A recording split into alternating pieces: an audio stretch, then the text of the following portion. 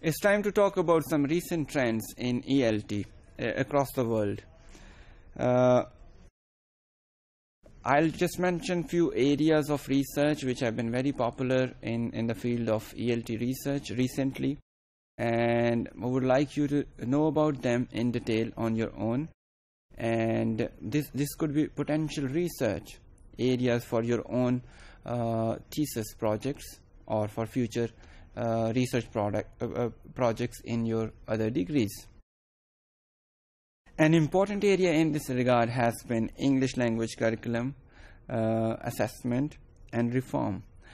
What should be taught to students on different levels? I mean, what kind of curriculum is more suitable for people studying at a certain level, at a lower level, and what kind of curriculum would be better for people studying at a higher level? So this has been a key area of research. How can a school or a university program be organized to optimize the English language learning development of their students? And they all related to the curriculum or material development things.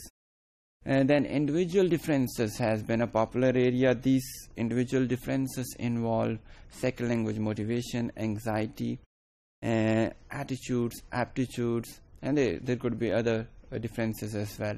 As we know, these differences do contribute to the learning as well. Some learners learn quickly than others.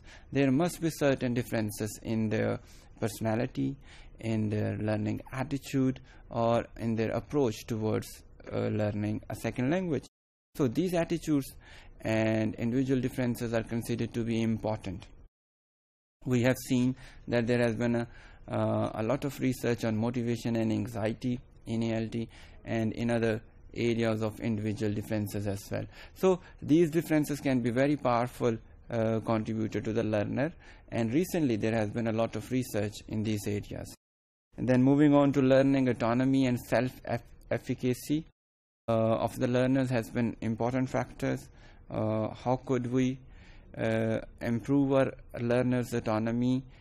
And people in these studies have been believing that if we could make our learners autonomous, we can do them a better service, and they would be autonomous learners would be more successful learners. So there has been various hypotheses and beliefs around which such studies have been working. We also see course and material development studies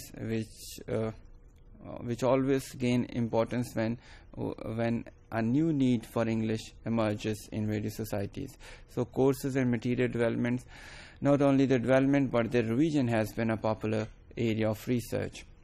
Then learning and teaching strategies in various contexts and according to various levels have been another interesting area of research. Error analysis, finding out the errors of various students help teachers to improve their teaching, and by focusing on those errors they can actually contribute to the language development of their students as well. It also indirectly helps us in knowing the needs of our students as well.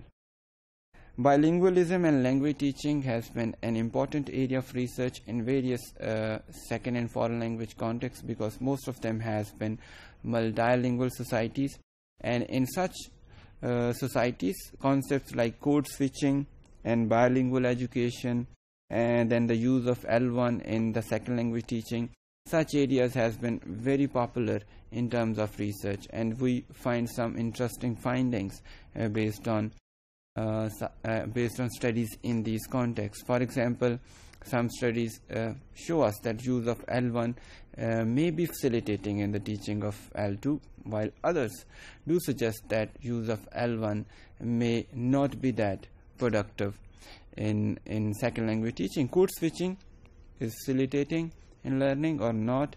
There has been various angles through which you could look into the process of code switching.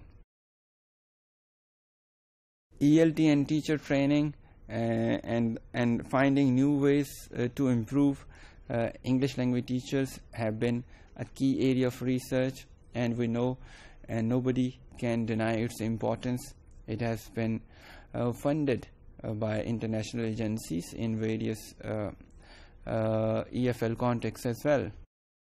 The role of education in institutions in ELT in various EFL contexts is also important. For example, in those societies where there is a division in the provision of the education related to English language on social basis, the role of such institutions become very important. So there has been a lot of debate about the role of these institutions in various ESL or EFL contexts. In Pakistani context, we can see Dr. Tariq Rahman has written extensively on the roles of various institutions who are providing education in English.